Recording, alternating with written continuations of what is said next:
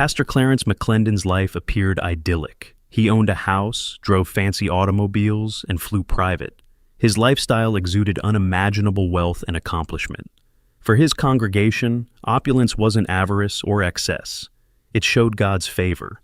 He was thought to have been divinely rewarded for his faith and service, a shining example of a blessed life.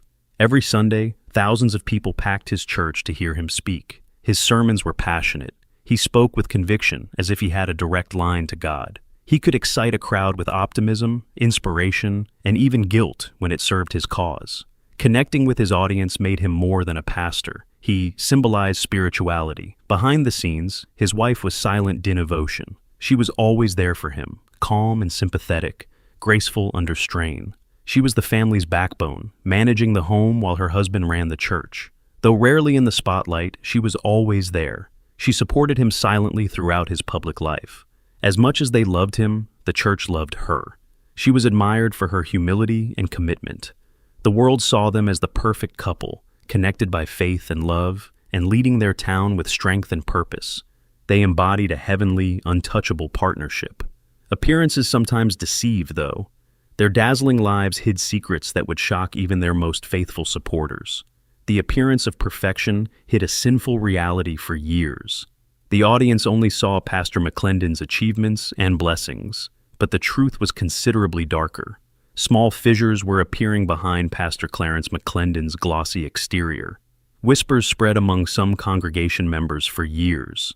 They started as whispers, inquiries about how a guy who taught humility and sacrifice maintained a lifestyle others could only dream of. Soon, these murmurs got more specific, exposing a darker side to his pulpit character. Rumors of questionable behavior and suspicious encounters spread like wildfire, making many anxious but scared to approach the man they idolized. Not everything was ideal at home either. Pastor McClendon's wife, his staunchest supporter, noticed changes in his conduct. He spent late nights taking church emergency calls and was more secretive, but these emergencies were curiously frequent and always whispered. He began traveling more, leaving her with hazy explanations of seemingly random ministry responsibilities. She dismissed her worries for years, claiming it was the price of his demanding pastorship. But the unease persisted. She noticed how he hastily closed his laptop when she entered the room, the unexpected increase in unexplained credit card charges, and how distracted he was even at home. Her suspicions built over time, but one night changed everything. After midnight, she woke up to find his side of the bed vacant. When she went to check, he wasn't in a study, as she thought. Instead, she discovered him pacing on the patio with his phone to his ear.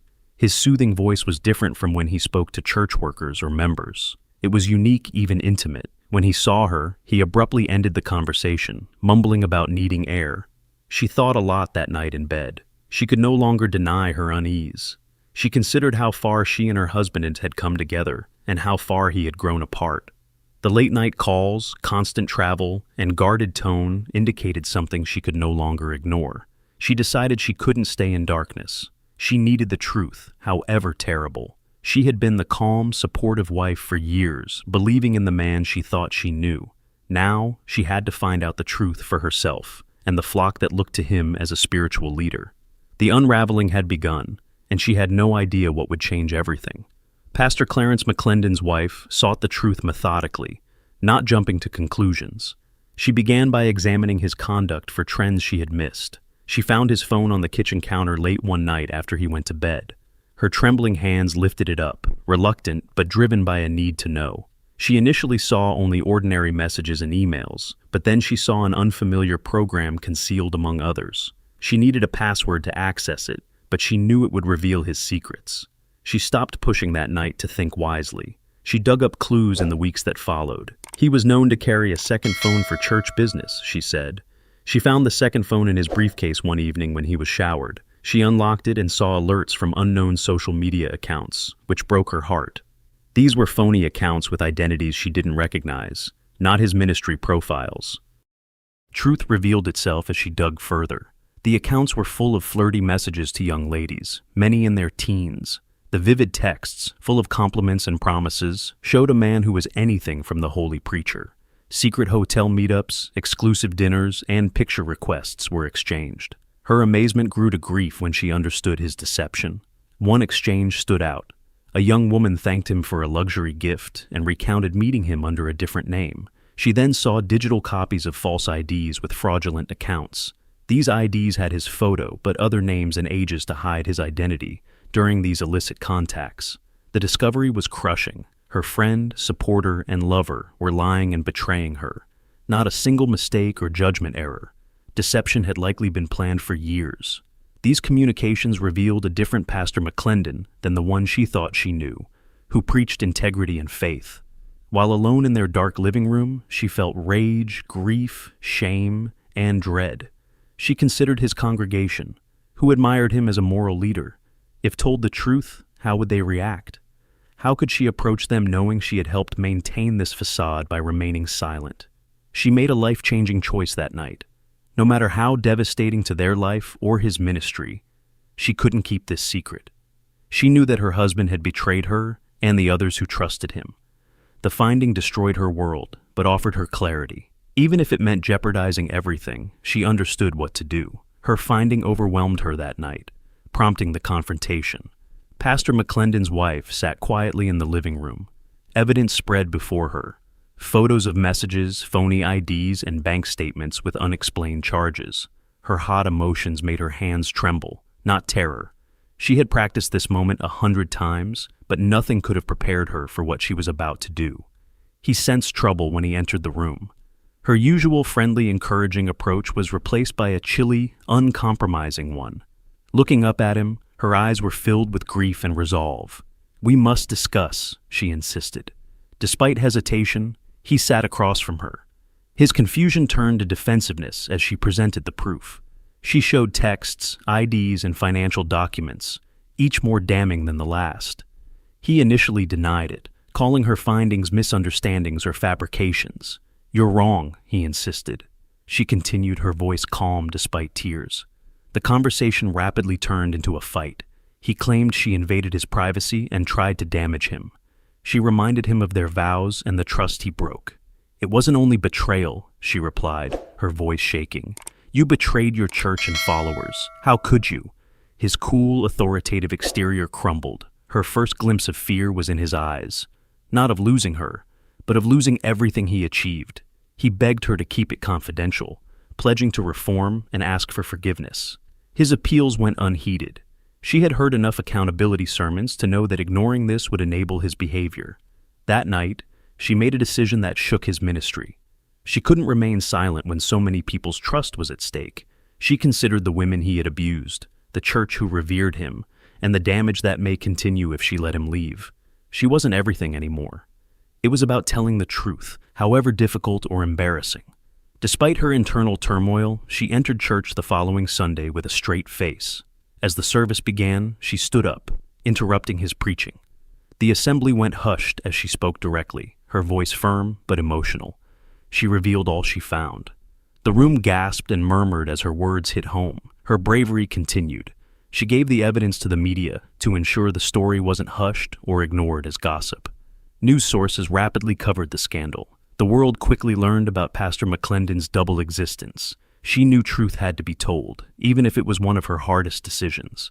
After too long in his dishonesty, she was recovering her voice. It wasn't revenge. Accountability, justice, and preventing others from believing lies were the goals. She watched the fallout with sadness and relief. She knew the road ahead would be difficult, but she felt clarity and purpose for the first time in years. She emancipated herself and held a powerful man accountable by telling the truth. The news spread rapidly. Pastor Clarence McClendon's wife revealed her reality to the church and media within hours, launching a scandal no one could have predicted. The congregation was shocked, disbelieving, and outraged. His idols felt betrayed and wondered how they had been so blind. The revelation that their spiritual leader was cheating broke some churchgoers into tears. Others raged, demanding answers and accountability. After worship songs and forgiveness speeches, the chapel was filled with whispers of betrayal and disillusionment. Longtime fans who had defended him through prior controversies were speechless. The community was also shaken. Numerous posts debated the scandal on social media. Some followers first denied the claims, calling them lies to undermine a man of God. The facts got harder to dispute as screenshots of messages, phony IDs, and financial records emerged. Pastor McClendon immediately addressed the allegations to repair his reputation. He stood before a small crowd of fans and media in a hurried press conference, visibly upset but trying to stay calm. He said, "These accusations are lies," his voice forceful but missing the conviction that had previously enthralled multitudes. "They are jealously and bitterness-fueled attempts to destroy this ministry. I have honorably served, and I will not let spurious charges harm God's work." Yet, his words failed to alter public perception. His wife's methodically compiled and presented evidence was conclusive. Screenshots of his interactions with younger women, phony IDs with his photo, and detailed records of his covert expenditures were damning. As the evidence accumulated, even his supporters began to doubt his integrity. Faced with rising pressure from members and the public, church authorities quickly announced Pastor McClendon's resignation. His charisma-driven ministry collapsed overnight. Day by day, the fallout increased. Sponsors and donations stopped funding his lavish lifestyle. Once full of admiration, his social media accounts were now full of criticism and disappointment. Community leaders who had worked with him withdrew themselves to prevent contamination. The days after her announcement were difficult for his wife. She was praised for her courage, but some condemned her of betraying her spouse and publicizing their private affairs. She stuck to her decision because she knew the truth had to come out. She frankly described her experience, including the anguish of discovering her husband's treachery and the strength to reveal it in interviews. "I couldn't stay silent," she said in an interview. "Despite the anguish, this was about keeping someone accountable, not myself." Pastor McClendon's luxurious life was gone. Private jets, fancy suits, and adoring audiences were gone. A ruined reputation and a man forced to face his crimes remained. The scandal painfully reminded the church and community that even spiritual leaders could fail, but it also stressed the importance of accountability and the courage it takes to stand up for the truth, even if it means challenging someone you once trusted. The incident involving Pastor Clarence McClendon spread beyond his church. It woke up churches across and sparked uncomfortable but vital talks about trust, accountability, and spiritual leaders' morality. Pastor-congregant trust is sacred. For many, spiritual leaders are crucial to their beliefs. When trust is violated, as it was here, sorrow and disillusionment spread. Pastor McClendon betrayed his wife and congregation and challenged faith-based leadership. The affair raises important questions regarding pastor accountability. How could someone like him climb to prominence and money while hiding such dark secrets? Was it unfettered authority or fear of ostracism that prevented people from speaking out? Many congregations asked these questions as the narrative unfolded. Religious leaders from many denominations commented. Some called for more transparency in church leadership, while others reminded their followers that pastors are human and make mistakes. The controversy painfully reminded typical churchgoers that charisma and a polished public image do not often equal to morality. Those who trusted Pastor McClendon had a lengthy and painful healing process. Some members of his church felt betrayed and wondered how they could trust another pastor. Others felt guilty for ignoring red flags or idolizing him, supporting his actions. Despite its sorrow, this moment was a learning experience. Many called for monitoring boards and financial transparency in church leadership. Social media was buzzing about choosing spiritual leaders based on character rather than appeal. The aftermath was bittersweet for Pastor McClendon's wife. She knew betrayal would take time to heal, even if she had spoken out and done the right thing. Her bravery prompted many others to come out about toxic church leadership, illustrating that even in the worst situations, there is hope and change. The bigger question remained. After betrayal, how do congregations move forward? The answer isn't straightforward, but it starts with holding leaders accountable, asking tough questions, and not elevating anyone. One person doesn't define faith. It's built on a community's commitment to honesty. Pastor McClendon's tale teaches us much. This is about more than one man's fall. Systemic issues made him a leader. Thoughts on this scandal? After such betrayals, how can the church reestablish trust? How to prevent them in the future? Comment and join the conversation below. If you follow our channel, stay tuned for more stories like these. Though difficult, the truth is vital. Another deep look into faith, leadership, and accountability is coming.